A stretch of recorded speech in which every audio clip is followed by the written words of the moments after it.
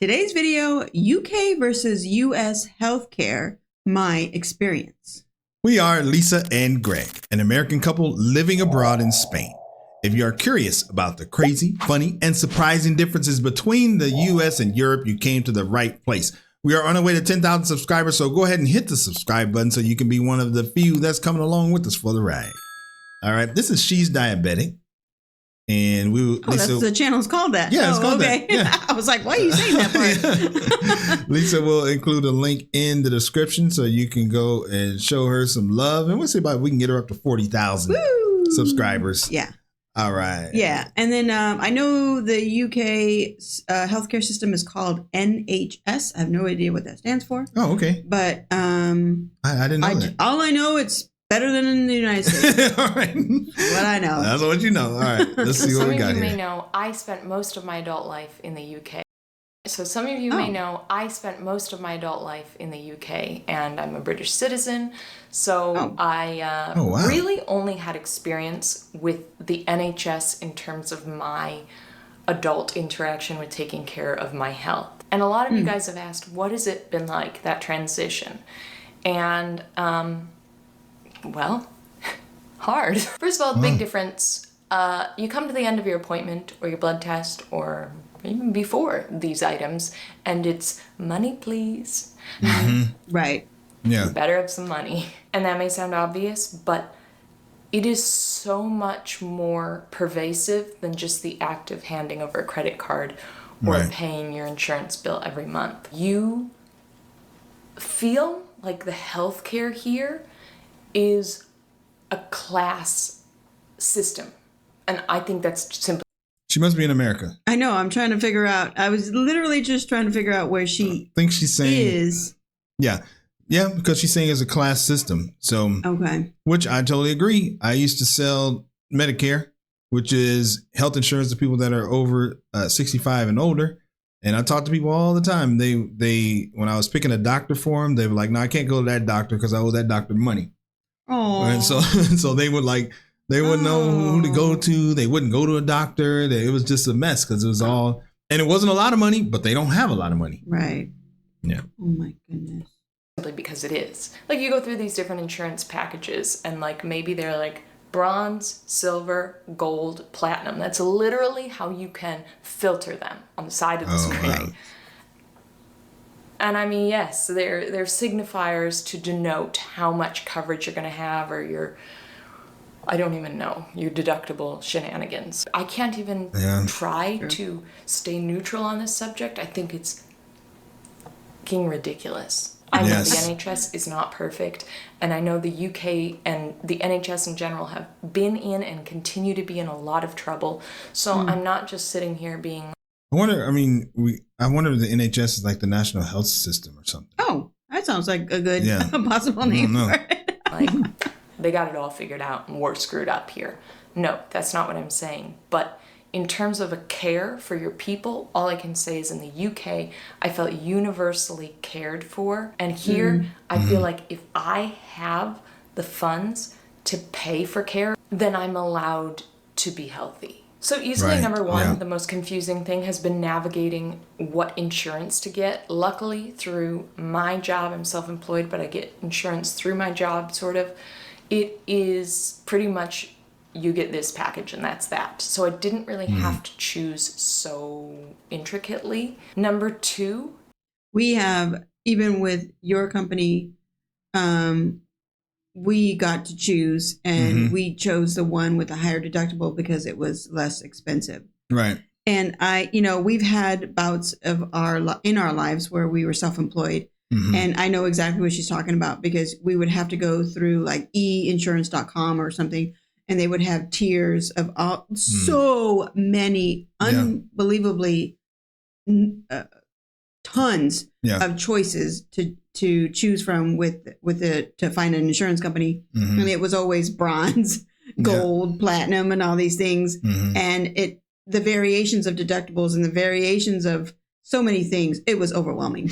Yeah. By the way, I know we've said this before, but I'll say it every single time we talk about healthcare.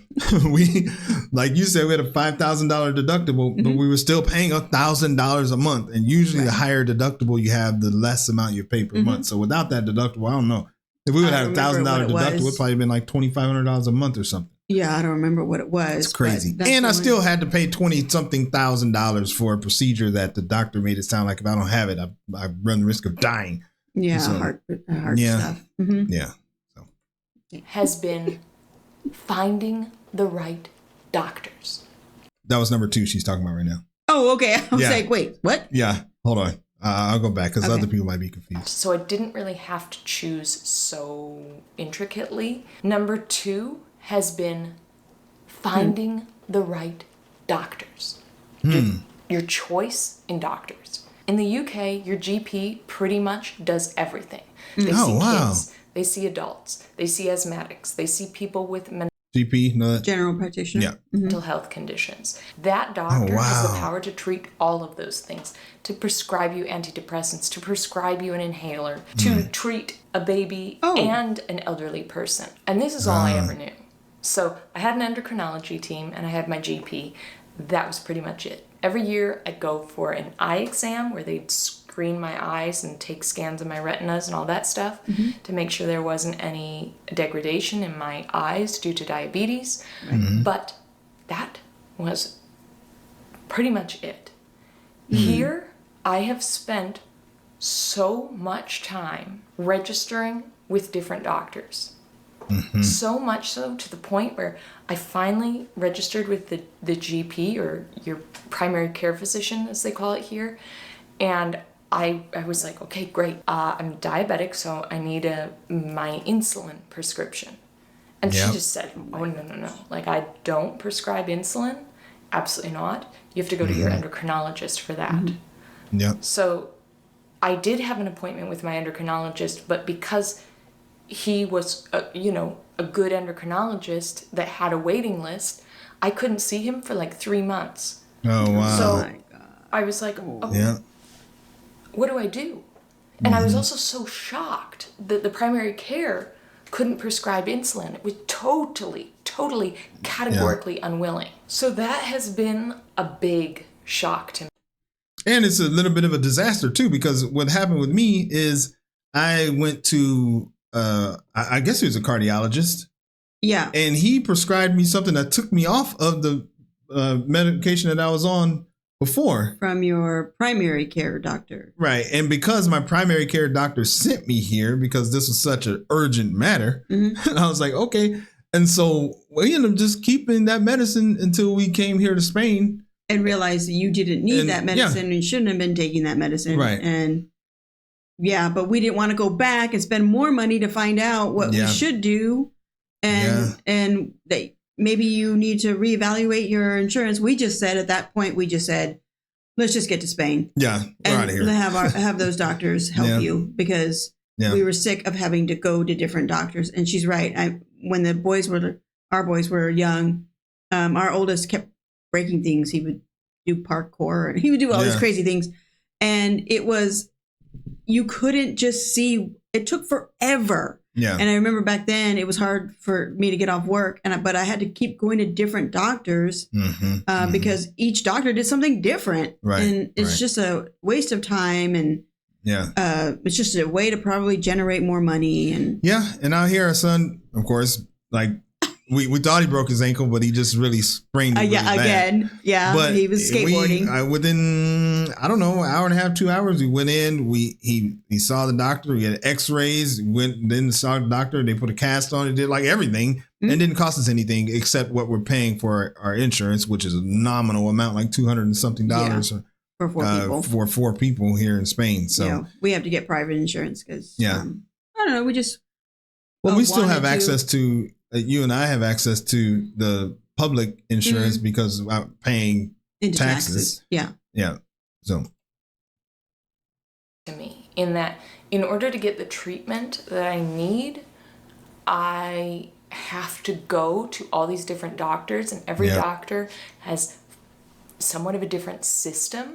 Yeah. So, you go in, you fill out the paperwork, you go through all the like initial questions, and then they want their own blood work, which all costs money, money. And at the end of all these appointments, money, please. You got to. Yeah, because you can't just go to a specialist. They call those what she's talking about. In order to see a specialist, depending on the type of insurance you have to go to your primary care physician. Yeah. And then your primary care physician has to be the one that agrees that you have XYZ wrong with you. Right. And then they send you somewhere else. So then you got to go to that specialist and schedule an appointment, which could take time. And you finally got to get in there. Next thing you know, it's 2, 3, 4 weeks later. That's just part of the system. And hopefully you don't have to go to multiple specialists, because then you got to go. It's just. That's another, when you're self-employed, you do have to decide between, we call it HMO or a PPO. Yeah, it's a health maintenance organization, or I forgot what it's called. The provider. PPO? Yeah, personal provider organization or something. So that's another choice you have to make. The HMO is cheaper, but with the HMO is what Greg was saying. You have to go to your primary care doctor, and they have to refer you, even though you have a heart issue or whatever it is, but they have to refer you. So you have to waste that time for them to, otherwise the insurance won't pay it. Right. But this is an example of what she's saying, that she believes that the type of health care you get depends on your wealth. Right. Because a PPO is more expensive, as a personal provider organization, I think it's called.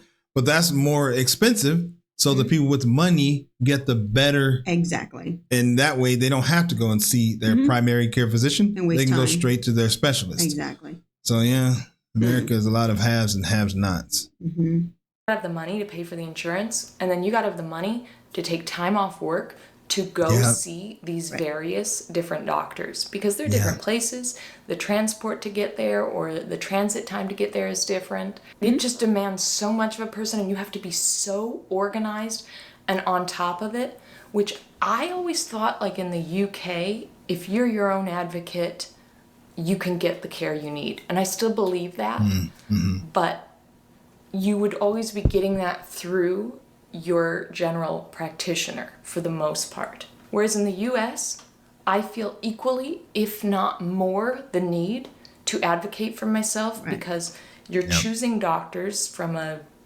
directory of 1,000 different options, which sounds great, and there is a plus to that, but it's also incredibly complicated and confusing and time consuming to look up all the reviews and make sure you're choosing a doctor that is going to be good for you. The other thing I think is a very dividing factor that I've seen is the amount of time you need to be able to devote, but also savvy, smart nature you need to have to know that, for example, I can go to this pharmacy and I can get a better rate there. My insurance works best with this pharmacy, or sometimes I should use my insurance for this prescription, but other times I should use a coupon or a GoodRx. That is actually going to make that more cost effective. You need to be constantly on the alert and bobbing and weaving through these different options to be. That is 100% true. Yeah. That's how I got our prescriptions. Yeah. I didn't use insurance because there's an app called GoodRx that it was cheaper through GoodRx, but sometimes it was through this. I had to go through Walmart. Sometimes I had to go through this grocery store pharmacy. Sometimes it was better over here. And it is a lot of bobbing. She's exactly right. Yeah, it's a lot of bobbing and weaving. Be savvy to make sure you are getting the best deal, which I'll be honest with you, deal and healthcare. Yeah. It's crazy. These are just concepts that in my adult life have not been alive in my mind. And I know I'm very, very, very, very, very, very lucky to say that. But I feel you need to be pretty darn educated and have the confidence to call places up and to use coupons that you might not be sure are going to work, or advocate for yourself when you know it's right through the insurance, but the person providing isn't providing the same thing that you were told you were going to get. These are all things that the consumer here really needs to have if you're going to get the most bang for your buck, I guess, which don't we all want that? That's just crazy. Yeah, we'd all like that. Yeah, I mean, I guess it's just the way it is. I guess I'm saying it's crazy you even got to think of how to get the best bang for my buck. It just wouldn't be nice if you got sick, you just got it taken care of. Yeah, it feels like that. I'm so grateful and thankful that we don't have to experience that anymore. Right. Like, I don't worry about it anymore. Right. Mm-hmm. Yeah. That, especially when you're dealing with a chronic condition, that you have many different medications that you have to keep renewing every single month. You want to make sure you're doing like the smartest thing possible. So we relocated about a year ago, and because of this being a whole new system to me, I am only just getting to grips with things and getting in place a structure of how I'm going to get my medications every month. And I really don't mean to sound like I'm complaining or bashing the American healthcare system, but this is just what I've experienced, and a genuine comparison to what I experienced on the NHS in the UK for the last 15 years. And I should say, as an addendum to the it's free in the UK, the NHS is a taxed system. So I believe it is about 20% of the people's income tax goes toward the NHS. Don't quote me on it, but I believe that's a general gist. So you are paying for it in a certain sense, absolutely. Right. But it's in alignment in terms of the percentage to your own personal income taxes. And a lot of people have a big problem about that, because then the more wealthy are funding it more so than the less wealthy. And I hear that, but from... And that's exactly why it won't work in America. Right. Because that's a problem. And they're so, right now in that country, they're trying so hard to give more tax deductions to the wealthy. In fact, there was just a bill passed where it's going to be taking away a lot of Medicare, Medicaid. Obviously, it depends on triggers and all these other things. But ultimately, at the end of the day, some of the people who voted for the administration that's in there now are going to be without health insurance. Yeah. But the wealthy will get tax break. They'll get tax break, so that'll be good. Yeah. More wealthy are funding it more so than the less wealthy. And I hear that, but from an ethical and moral perspective, I personally find that to be a more suitable way to care for a public. And if I'm paying more than people that are less fortunate financially, I'm really okay with that. But I understand that that can be a very divisive subject, and I get it. But I'm so certain of where I stand on that front that I'm happy to say it. And if you want to come at me in the comments, that's fine. Moving to the US, and I always knew this, and it was a factor I had to get to grips with when we decided to move. And it's so much more complicated than I could ever have understood watching US bloggers and whatnot talk about it. You can hear people talk about this, but it's not till you're really in the thick of it that you realize just how complicated and overwhelming it is. This isn't meant to be a bash on the US system. The quality of care that I've found has been excellent. It's just the route to get to that care and what you need to have access to that care bothers me a lot. And I'm lucky because I have the capability to do what I need to do and pay for what I need to pay to get access to what I need to not only survive, but thrive and live a healthy life. So I fully stand up and appreciate that as well. Like I say, always, I wish you great blood sugars, straight CGM lines, if you can have access to a CGM. But most of all, I wish you a happy, healthy mind with it all. Thank you so much for watching, and I will see you next time. Yeah, that's really scary. I don't know. It sounds like she was living in the UK and they all decided probably as a family to move to the United States. Is that what it sounded like? Yeah, that's what it sounds like. Yeah, that's tough, especially when it seems like they have the means to be okay in the United States. But if you don't have the means, then I feel like I wouldn't go back. Yeah. At all. I mean, even if you had the means, it's just not fair. I mean, I don't know, but yeah, I know what you're saying. But all right, let's see what the people got to say. 10% national insurance, which contributes to the NHS, 22% income tax, comes from your salary in the UK. All right. My great aunt was one of the first test patients for insulin when it was manufactured with pigs in the UK. I earned about 70,000 pounds. Earn about 70,000 pounds a year and pay about 20,000 pounds in national insurance and tax. I can't imagine a world where people are denied care for something like diabetes because of their ability to pay, especially where the treatment is now so cheap to synthesize and 70 plus years old. I've been to the USA many something. Oh, no.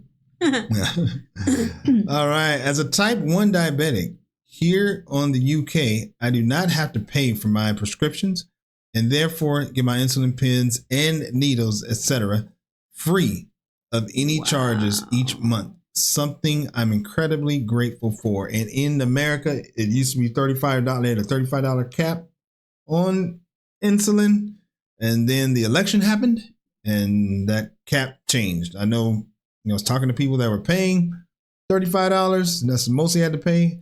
Now they had to decide, do they take one pill or two because they don't want to run out of medicine because they can't afford it. People, I mean, you hear a lot of stories where they take it every other day. Yeah. Because they can't afford to take it every day. All right, man. She did a really good job. Yeah. That was a great video. She's diabetic. So again, we will definitely include a link for her. So go ahead and go and show her some love. And as always, thank you for stopping by, and we will see you on the next video. Bye. Peace.